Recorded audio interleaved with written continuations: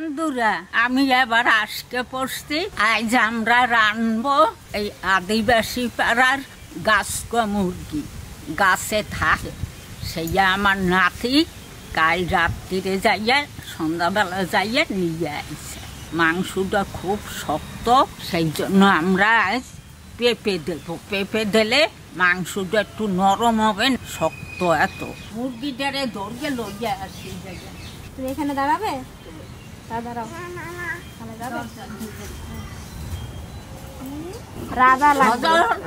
এদের ঘরে ঢুকে বইছে, এখন আমি তো হাতে পাবো না, কেন ভাই ধরবো?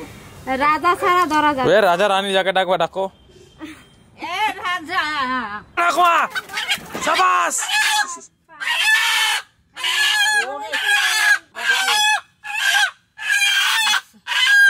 এর দারুণ শক্তি।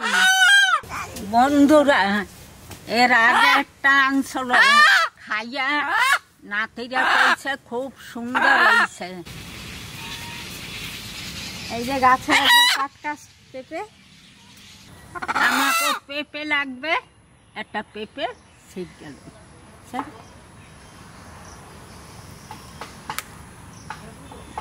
চলেন রান্নাঘরে যাই, যাইয়া পেঁয়াজ রসুন ছালাই আদা টাদা সব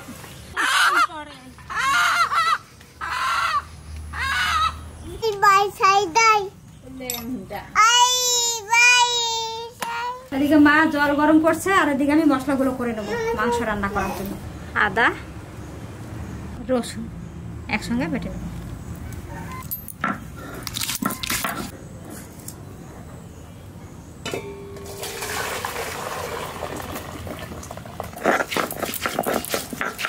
কত সুন্দর খেলা করছে, সব মিশিয়ে রেখে দিচ্ছে। গরম মশলা, পেঁয়াজ, হলুদ, আর আলু আর সর্ষে একসঙ্গে মিশিয়ে রেখে দেবো।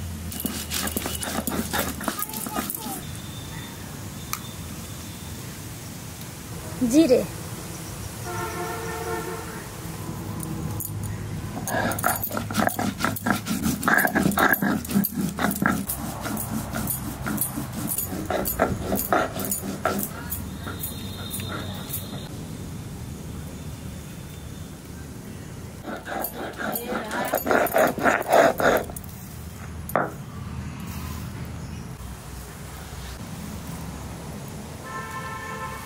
শুকনো লঙ্কা,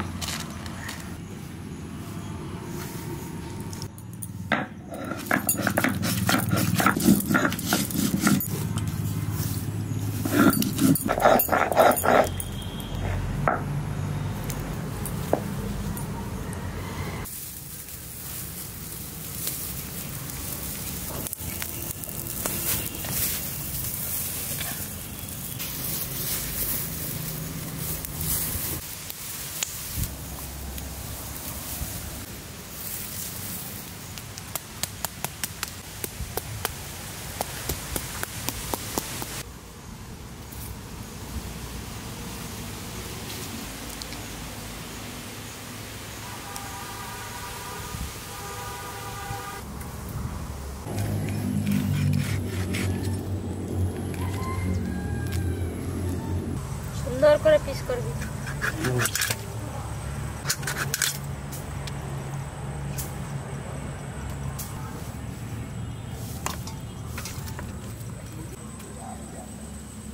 মাংস কাটা হয়ে গেছে, এবার আমি সুন্দর করে কাঁচা মশলা দিয়ে মেখে নেব। খুব বড় কাটে নাই, ছোট ছোট করে কেটে গেছে, মাঝারি সাইজ হয়েছে। আর এই যে কাটা পেঁয়াজ, বড় বড় করে পেঁয়াজটা মোটা মোটা করে কেটেছি, এটা দিয়ে দেবো। লবণ,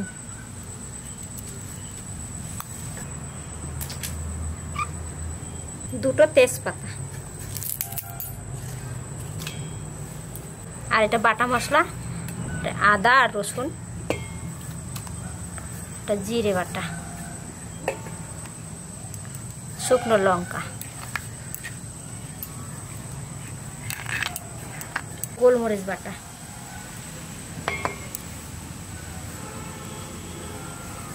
সর্ষের তেল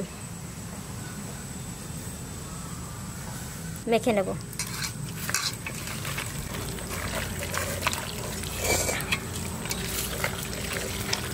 মাখাতে মাখাতে একবারে মাংসটা নরম হয়ে যাবে।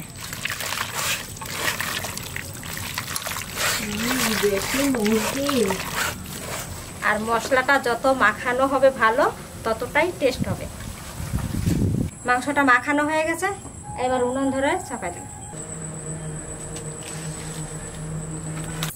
কড়াই চাপাই দিচ্ছি।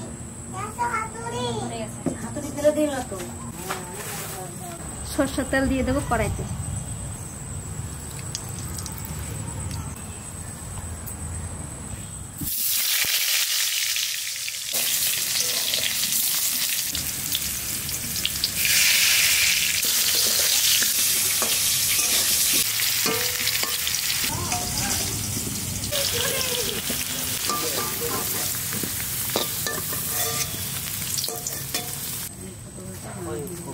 জিরে, শুকনো লঙ্কা, এবার মাংস দিয়ে দেবো।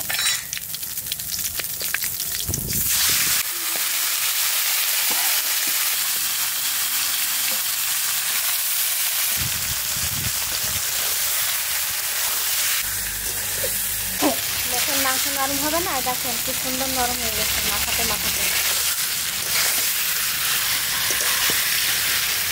এবার একটু ঢাকা দিয়ে দেবো।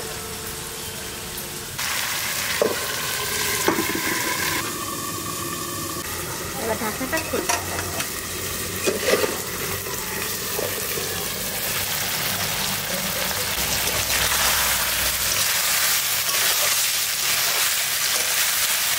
এবার এই ভাজা আলুটা দিয়ে দেবো।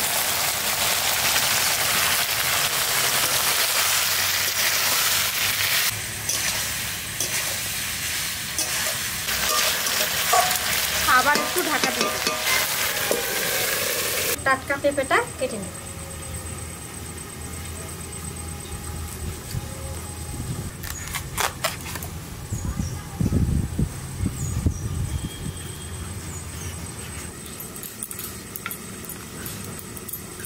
পেঁপেটা ধুয়ে নিয়েছি, কাটার পর আর দেবো না, একটু মোটা মোটা করে কেটে দেবো।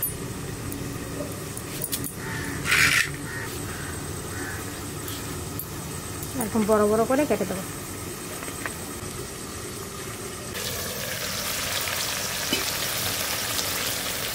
এবার পেঁপে কটা দিয়ে দেবো।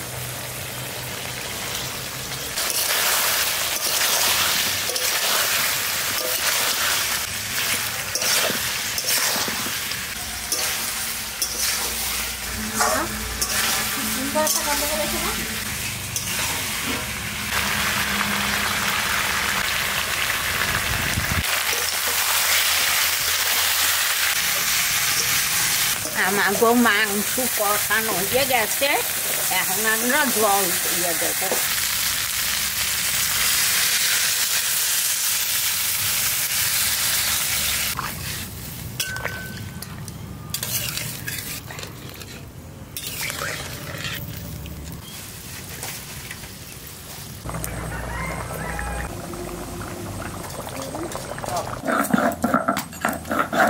গরম মশলা বাটা হয়ে গেছে, এবার দিয়ে দেবো মাংসের মধ্যে।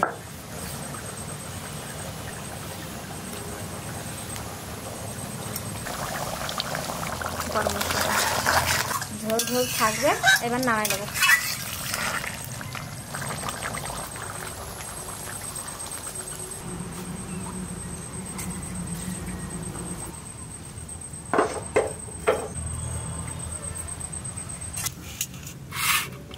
পেঁপে দিয়ে করছো না? হ্যাঁ, পেঁপে দিছি, আলুও দিছি। এই যে একটা পেঁপে গেছে, একটা আলুও গেছে। পেঁপে ভালো, এই পেঁপেটাই কিন্তু হেভি টেস্ট লাগে খেতে। মাংস আলু পেঁপে।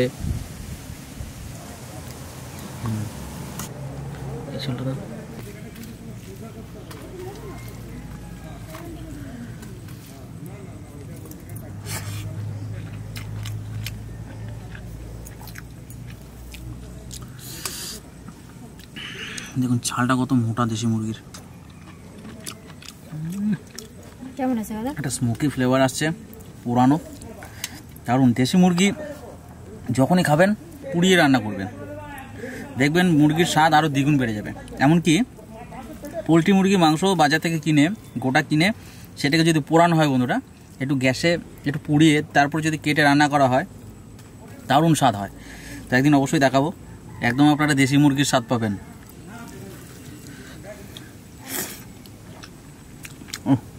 কেমন হয়েছে রান্না? কি স্বাদ ঝোলের, ভালো হয়েছে।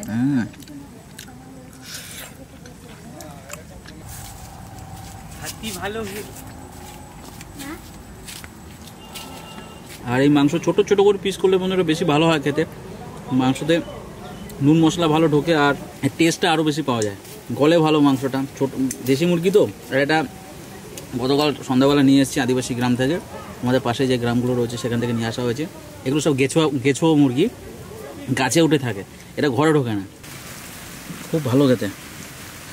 এই মাংস রান্নাতে বন্ধুরা গরম মশলা না দিলেও চলবে। গরম মশলা দিলে এই মাংসর স্বাদটা চেঞ্জ হয়ে যায়। আর গরম মশলা না দিয়ে রান্না করবেন, দেখবেন আলাদা একটা ফ্লেভার পাবেন। আর এখন বন্ধুরা বাজারে সোনালি মুরগি চলে এসছে। এখন পিওর দেশি মুরগি একদমই পাওয়া যায় না, খুব টাফ চেনা। তাই আমরা যখন মুরগি কিনি গ্রামে চলে যায়, কোনো দোকান থেকে কেনা হয় না। বা হাটেও এখন পিওর মুরগিটা চিনে আর কি কেনা যায় না।